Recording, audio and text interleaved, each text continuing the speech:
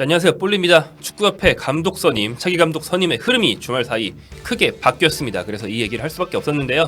오늘 서영욱 위원 대신에 풋볼리스트 취재팀장인 제가 대신 나와 있습니다. 김정용입니다. 지난 주말이죠. 24일 오후에 축구회관에서 제2차 대한축구협회 전력강화위원회 회의가 있었습니다. 국가대표 전력강화위원회는 쉽게 말해서 현재로서는 감독 선임위원회의 역할을 하는 기관이라고 보시면 되겠죠. 그런데 이제 지난 1차 회의 이후에 정혜성 위원장의 발언이 큰 파문을 몰고 온 뒤에요. 이제 2차 회의부터는 브리핑이 없습니다. 모든 과정이 비공개로 진행되고 최종 결과가 나오면 그때 별도의 미디어 간담회를 개최해서 발표할 예정이라고 했어요. 이것 자체가 뭐 아주 비상식은 아닙니다. 뭐 돌이켜 보면 지난번 벤투 감독 선임 때 김판곤 위원장도 쭉 많은 절차를 혼자 알아서 이제 수행한 뒤에 이제 어느 정도 할 말이 쌓이면 띄엄띄엄 브리핑을 하고 그랬거든요. 그렇기 때문에 뭐 선임 과정 자체가 약간 좀 보안 유지도 하고 그렇게 진행되는 거는 나쁜 건 아니겠습니다. 다만 이제 1차 회의 이후에 또 1차 회의 이전에도 나왔던 여러 유출 내용들 또 위원장의 발언들이 문제가 워낙 컸기 때문에 그래서 이제 투명한 절차를 우리가 요구했던 거죠. 자, 이어서 얘기해보면 회의 내용 비공개뿐 아니라 회의 시간, 취재진의 축구회관 출입까지 다 막은 게 좀 눈에 띄는 조치입니다. 뭐 주말에는 어차피 못 들어오시지 않느냐, 우리가 입구는 막혀 있으니까 취재진은 그 근처에 못 온다라고 이제 아직 공지가 됐는데 이게 어딜 봐도 지난 16일 임원회의에서 이석재 부회장의 발언이 유출되면서 화제를 모은 걸 축구협회가 좀 부담스러워하는 게 아닌가 이런 느낌을 줬습니다. 자, 그래서 회의 결과 어땠을까요? 저희 취재에 따르면 2차 회의 결과 이제 3월 다가온 A매치 두 경기는 임시감독 체제로 치르는 것으로 결론이 났다라는 이제 취재가 있었습니다. 저희 취재뿐 아니고 타 매체에서도 다 공통된 취재를 했더라고요. 일단 이것 자체는 잘 됐다라고 볼 수 있겠습니다. 임시감독 선임의 필요성을 저희뿐 아니라 굉장히 많은 언론들이 지적해온 이유는 쉽습니다. 정식 감독 선임하기에는 시간이 너무 짧기 때문이죠. 3월은 코앞이에요. 지금은 2월, 이 얘기가 처음 나왔을 때는 2월 초, 지금은 2월 말이라고 친다면 3월 중에서도 3월 언제냐가 중요한데 감독 선임을 3월 초까지 해야 되는 그런 상황이었어요. 왜냐하면 태국과의 월드컵 예선 2연전이 3월 21일 홈, 26일 원정에 있는데 21일 경기를 하려면 그거보다 일주일 전에 뭐 훈련 소집해야 되고 훈련 소집보다 더 일주일 전에는 라인업이 나와야 되니까 엔트리가 나와야 되니까 엔트리가 3월 초 거의 뭐 3월 7일 정도에는 나와야 되고요. 그럼 감독 선임을 3월 첫 주까지 한다는 얘기거든요. 너무 촉박하죠. 그래서 앞으로 2년 반을 맡길 월드컵 감독을 고작 보름 만에 번갯불에 콩 볶듯이 뽑는 거는 무리수가 너무 크다라는 게 이제 공통된 많은 사람들의 지적이었습니다. 또한 그 무리수를 만약 축구협회가 강행을 한다면 그렇다면 뭐 선임위원회는 요식행위일 뿐 사실 탑다운 방식이라는 그 관측들의 힘이 실릴 수밖에 없었던 것이죠. 그래서 뭐 3월 A매치만큼은 임시로 치르는 게 좋지 않겠냐라는 말이 지속적으로 나왔던 것이었습니다. 3월 A매치가 물론 친선전이 아닌 월드컵 예선입니다. 그래서 허투루 치를 수는 없습니다. 하지만 이미 한국이 클린스만 감독을 잘못 뽑았다는 점 때문에 어떻게도 손해를 볼 수밖에 없어요. 그렇다면 그 손해를 3월에만 볼 것이냐 아니면 2년 반 뒤에 있을 월드컵 본선까지 계속 볼 것이냐 이 둘 중에 선택해야 한다면 당연히 3월에만 보는 게 맞죠. 또한 3월에 치르는 A매치 두 경기는 월드컵 2차 예선인데 월드컵 2차 예선은 지난 2018년 대회, 2022년 대회 두 대회 합쳐서 1무하고 나머지 전승했습니다. 두 대회 합쳐서 2차 예선 1실점했어요. 한국이 아무리 임시감독 체제라고 해도 통과 못하면 이상한 통과 못하면 안 되는 그런 뭐 레벨의 대회이기 때문에 이번 두 경기는 뭐 조금 승률이 떨어지더라도 정식 감독 선임을 위해서 시간을 버는 게 맞다라는 결론이 있었던 거죠. 임시감독 후보는 그렇다면 누굴까요? 저희 보도는 아니지만 타 매체 보도에서 임시감독 후보가 2명 정도로 좁혀졌다라고 이게 나왔습니다. 현재 가능성은 크게 세 가지라고 볼 수 있겠죠. 임시감독을 선임한다면요. 1번 말 그대로 순수한 임시감독. 임시감독이 3월 두 경기만 치러주고 시간을 좀 벌었으니까 제로 베이스부터 이제 빨리 국내외 가리지 않고 새 감독을 선임하는 겁니다. 두 번째, 임시감독으로 시간을 벌되 원래 KFA 수뇌부가 점 찍었던 K리그 감독이 있다면 그를 데려온다. 이게 그나마 뭐 K리그 개막이 임박했는데 지금 허겁지겁 K리그 현직 감독을 빼오는 것보다는 해당 팀이 좀 수습할 수 있는 시간을 벌어주고 빼오더라도 빼오는 게 조금 더 덜 무리수고 모양새도 좋다는 것이죠. 3번 현 K리그 감독을 임시감독으로 올려요. 그 다음에 지금은 임시지만 협상을 해서 정식으로 바꾼다. 이게 마치 그 임대후 완전 영입처럼 그렇게 한다는 시나리오도 있을 수 있습니다. 이제 3번 같은 경우가 사실 좀 음모론급이라고 할 수 있고 최악의 가능성이죠. 왜냐하면 눈 가리고 아웅하면서 결국엔 똑같은 감독을 임시라고 말만 바꾸고 정식처럼 뽑는다는 거니까. 근데 다행히 3은 아닌 것으로 보입니다. 타 매체들에서 나온 취재들을 종합해 보면 가장 유력한 3월 임시 감독은 박항서 감독이 거론되고 있습니다.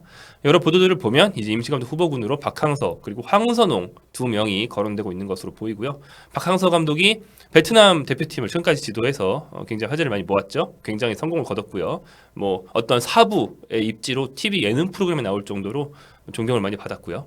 황선홍 감독은 많이들 아시다시피 아시안 게임 우승 이후에 올해 열리는 파리 올림픽 남자 축구를 지도하기 위해서 이제 예선을 준비하고 있습니다. 여기에 박항서 감독이 될 경우에 김남일 코치까지 온다라는 가능성을 거론한 기사도 있었어요. 자, 그다음 현재 박 감독이 적임자로 떠오른 이유가 뭘까요? 뭐 두 가지 조건이 있다고 할 수 있겠습니다. 1번, 명망이 있는 감독들 중에서 현재 무직이다.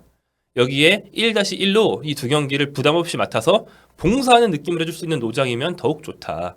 왜냐하면 뭐 앞날이 창창한 감독이면 이 두 경기를 맡는 게 부담될 수도 있지만 이미 좀 감독 커리어가 끝물이면 그런 부담이 좀 적고 뭐 부차적으로는 그런 감독일 경우에는 아까 말씀드린 최악의 시나리오처럼 임시로 해놓고 정식으로 바꾸는 그런 일에선 좀 자유롭다는 것이죠. 그 다음에 2번, 동남아 사정을 잘 알고 있으면 또 좀 좋은 점이 있다. 그리고 이제 박항서 감독 같은 경우에는 대표팀 출신이기도 합니다. 오래되긴 했지만 히딩크 사단의 코치였죠. 그래서 박 감독이라면 이 1번, 2번 조건을 모두 충족합니다. 정식 감독으로 이어질 가능성도 낮고 현재로서는 최선으로 볼 수 있는 그런 인사라고 생각이 되는데요. 박 감독과 이제 황선홍 감독을 비교해보면 어떨까요? 황선홍 감독은 상당히 무리수가 있습니다. 뭐 이미 더 많은 감독들이 거론될 때도 일각에서는 차라리 K리그 감독이 임시를 하면 했지 황선홍은 안 된다라는 말이 있을 정도로 황선홍 감독이 3월 A매치를 만든 건 좀 무리수입니다. 왜냐하면 A매치 데이 직후인 4월 16일부터 AFC U23 아시안컵이 카타르에서 열리는데 이걸 지휘해야 되거든요. 근데 이게 굉장히 중요한 대회입니다. 이 대회가 올림픽 예선을 겸하죠. 여기서 3위 안에 들어야 올림픽에 나갈 수가 있고요. 한국은 일본, 아랍에미리트, 중국과 함께 대회 역사상 최악의 조편성을 받았습니다. 뭐 이게 조 1위를 장담할 수 있는 조편성이 딱 봐도 아니죠. 까딱해서 조 3위로 밀리면 뭐 못 갑니다. 올림픽. 뭐 파리 올림픽 뭐 이강인 출전하니만 이런 말을 할 수가 없어요. 알리 떨어지니까. 또한 이제 3위 이내에 드는 게 한국으로서는 그렇게 쉽지는 않은 미션입니다. 이게 이 대회가 2년마다 열리고 올림픽은 4년마다 열리기 때문에 이 대회가 두 번에 한 번씩 올림픽 예선 역할을 하는데 올림픽 예선일 때는 한국이 뭐 준우승을 한다든지 주로 4강에 다 들었어요. 하지만 올림픽 예선이 아닐 때 특히 바로 지난 2022년 대회 같은 경우에는 8강에 그치는 등 만만한 대회가 절대 아니다. 그래서 전력을 집중해야지 황선홍 감독한테 괜히 3월 A매치까지 해달라고 했다가는 올림픽을 못 나갈 수도 있다. 이게 굉장히 큰 리스크입니다. 자, 축구협회가 현재 상황 잘 수습해내기 위한 조건을 한번 살펴보겠습니다. 저희를 비롯한 여러 매체의 취재 내용은 대부분 24일 열린 전력강화위원회 회의에 대한 취재입니다. 그래서 그 위원을 직접 취재한 매체도 있을 것이고 그 회의의 분위기를 잘 아는 어떤 축구계 내부 인사를 취재한 경우도 있겠죠. 그렇다면 현재 시점에서 많은 축구 매체들이 저희를 비롯한 매체들이 취재한 내용, 좀 희망적인 내용, 임시고 박항서 감독이 유력하고 정식을 당장 데려오는 그런 무리수는 피했다라는 좀 희망적인 그런 취재 내용, 이게 현실화되기 위해서 중요한 조건은 뭘까요? 축구협회가 전력 강화위에서 나온 이 내용을 존중해야 한다는 것입니다. 강화위원회의 분위기를 잘 아는 관계자를 제가 취재했을 때 2차 회의가 상당히 치열하고 내실 있게 진행된 제대로 된 회의였다라는 말이 있었어요. 그런데 이 회의 내용이 결국에는 축구협회에 그대로 반영이 되어야 이제 이 현실적인 시나리오가 실현된다는 것이죠. 앞선 1차 회의 때도 사실 정혜성 위원장의 브리핑이 많은 논란을 몰고 왔는데 회의 내용과 브리핑 내용이 많이 달랐다고 그래요. 정 위원장이 당시 브리핑에서 한 말들 중에서 좀 논란이 많았던 걸 보면 당장 임시가 아닌 정식 감독을 선임한다. 이를 위해서 국내 감독일 가능성이 높다. 캐리 감독이 포함되어 있고 필요하면 구단을 설득하겠다. 미디어데이 날 때까지 의식하고 있다. 등등의 말들을 했는데 하나하나 굉장히 비판을 많이 받는 굉장히 폭탄 발언급의 멘트들이었습니다. 당시에도 다시 말씀드리지만 모든 전력강화위원회 뜻을 모아서 나온 게 정혜성 위원장의 멘트가 아니었고 그 브리핑 초반만 그 전력강화위원회에서 나온 위원들의 말을 이제 좀 수렴한 것이었고 뒤쪽은 거의 새로운 말들, 전력강화위원들은 모르는 말들이 쭉 나왔다고 그래요. 그래서 당시에 나온 말이 그거였습니다. 회의는 요식행위일 뿐 결국 회의와 무관하게 답은 정해져 있지 않느냐라는 의혹이 나왔던 거죠. 현재 시점에서는 그렇다면 강 의원들은 어떻게 자신들의 말이 받아들여질지 안 받아들여질지를 파악하고 있는가, 좀 희망적으로 보는 것 같습니다. 정 위원장 그리고 나아가서 협회가 자신들의 뜻을 잘 받아들여 줄 거라고 좀 믿음이 있는 것으로 보여요. 1차 회의 후에 브리핑에서 정 위원장이 했던 말들은 그럼 뭐냐? 좀 횡설수설하듯 나왔는데 질의응답하다가 당황해서 나온 말들도 섞여 있는 거지. 그러니까 쉽게 말해서 언론 응대에 좀 서툰 면들이 있었던 거지 무슨 음모나 이런 건 아니었다라고 좀 믿는다는 겁니다.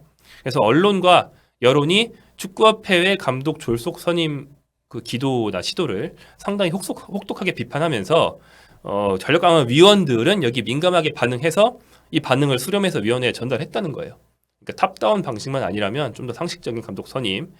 뭐 늘 여론이 맞는 건 아니지만 요즘 같은 경우에는 여론이 상당히 맞는 말하는 경우가 많기 때문에 이게 수렴될 필요가 있었는데 그게 수렴된 상식적인 감독 선임이 충분히 가능한 분위기로 가고 있다는 겁니다. 물론 의혹은 완전 해소되진 않았습니다.